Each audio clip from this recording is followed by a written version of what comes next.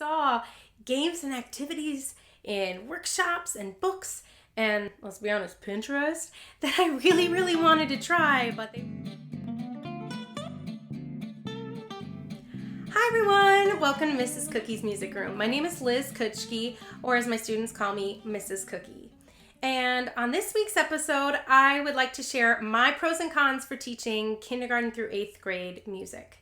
Now, before we get started, I should state that these are based off of my own personal experiences, and no two music positions are exactly alike, so take it all with a grain of salt. All right, I'd love to get started, and I'm going to start with the cons so we can end on a more positive note. Here we go. Con number 1, more work. Yes, teaching K through 8, you're going to have more work to do, more plans, because every grade level that you add on and every area of music that you add on is at least one more plan a week. When I taught 1st through 6th grade music, I had 6 plans a week. I only saw my kids once a week and I was not happy about it, but the fact that I only had 6 plans, that was pretty convenient for me. I added on a self-contained music class to my schedule my 3rd year in that district, and that added a 7th plan to my week. Not a big deal. But now, in my current position, this past year I taught on a 6-day rotation, and my junior high kids I saw every other day. So 6th through 8th grade, I saw 3 times in a 6-day rotation. K through 5, I saw twice in a 6-day rotation for 40 minutes each. So I ended up creating 23 plans for a 6-day rotation. Yeah, that's a lot more work. That's over triple the workload. And then just think about the fact that I'm only doing kindergarten through 5th grade general and 5th through 8th grade vocal and like an elective. I don't even have band or orchestra as others have in K through 8 positions. So I don't know how you guys do it. Props to you. But anyway, it's more work. Also, you need to do all that record keeping and organization of all those materials. So yeah, more work. And moving on to con number 2, needing to switch gears.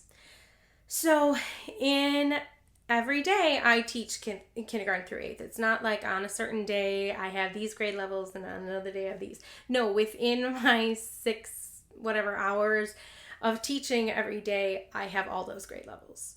And there's a very, very big difference between them, especially at my current school. My kindergartners, most of them do not attend preschool. So when I get them, they do remind me of when I taught preschool, my 3 and 4-year-old preschool kids. And my 8th graders they've had a lot of life experiences already and they're very mature. So having to switch from, teaching style for my 7th and 8th grade choir to my, 1st graders and back and forth like that, it can be a challenge and it also takes out more energy throughout the day, I've noticed. So that is a con for me, switching gears quickly. My 3rd con is that it's tough to create a space for all those different levels. So for example, I need my room to function as a choir room for my junior high kids. I also need to function it to function as a general music room.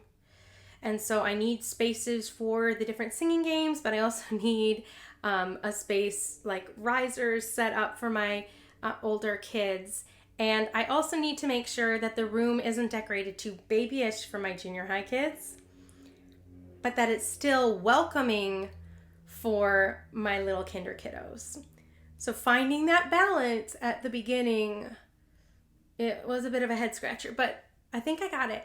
So I will link below to some pictures of my classroom on Instagram. I'll also post some links to my decor that's up in my store so you could see it more up close. The pictures are from farther away. And I will be doing a classroom tour video at the end of July, early August when I get back into my classroom, so you can see a more in-depth look about how I organize a space for K-8.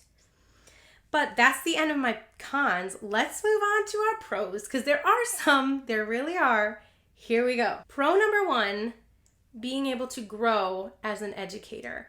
Now, all those challenges in the cons section, those are all opportunities to grow.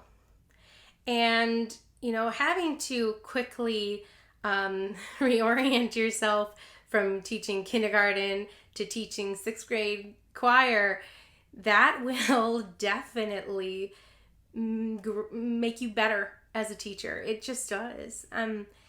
Becoming more flexible, just having it flow more naturally from you, and needing to do all those lesson plans and all that paperwork and all that organization and the performances for all those grade levels. It's going to make you very good at time management, and it's going to make you a very efficient teacher. My lesson plans, they used to take me forever. I'm a very meticulous planner. My plans, in the Kodai world, they have a lot of different aspects to them. And if you've ever seen a plan by like Aileen Miracle or Lindsay Jervis, that's what I'm talking. So I've become a lot more efficient at doing all of the work that needs to be done in a 6-day rotation. For my second pro, it's kind of hard to explain at first, but stay with me. Loyal students. If I stay in this K-8 position for several years, eventually what will happen is my 7th and 8th grade choir will be kids that had me when they were 5-year-olds. And that has a definite impact on, their loyalty to the music program. They are going to be more likely to stay in your ensembles because they know you and love you from all those years together. You've created a really strong bond with them, and it's well worth it to have that strong connection with your kiddos as they grow. And my final pro is variety. If you've seen any of my videos before, you might already know that my first job was preschool through 2nd grade. I saw the kids twice a week, and I had 3 levels of preschool. So I had 3-year-old and 4-year-old and junior kindergarten, and then K 1st, 2nd. I loved teaching those grade levels for those 3 years, but at the end of those 3 years, I got a little restless. I wanted to be able to teach more complicated rhythms and sing more in harmony. Like, these are things I wanted. I saw games and activities in workshops and books and, let's be honest, Pinterest, that I really, really wanted to try, but they weren't appropriate for my grade levels. So in a K-8 setting, that's not going to happen. You are not going to be wishing for more variety. You have it. So you're going to have that, music opposites in kindergarten and taking out the picture books and everything. But you're also going to be able to do that wonderful part singing with your 7th and 8th grade groups. I love the variety that teaching in a K-8 school has provided for me.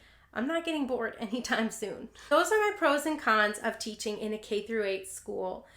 I would love to hear about what grade levels you teach and what were your favorite ranges to teach and why. We could start that conversation down below in the comments. If you like this video, please give it a thumbs up, and you can click subscribe to stay in touch for all future videos. Thank you for watching. I'll see you next time.